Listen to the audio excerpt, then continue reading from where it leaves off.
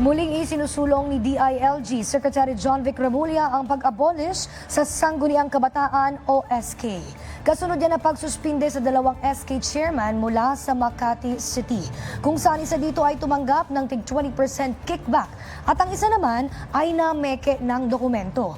Tiniyak ni Remulla na hindi nila palalampasin ang mga ganitong kaso, kung saan nakatakdang sampahan ng kaso sa Office of the Ombudsman ang mga sangkot dahil yan sa paglabag sa anti-graft law.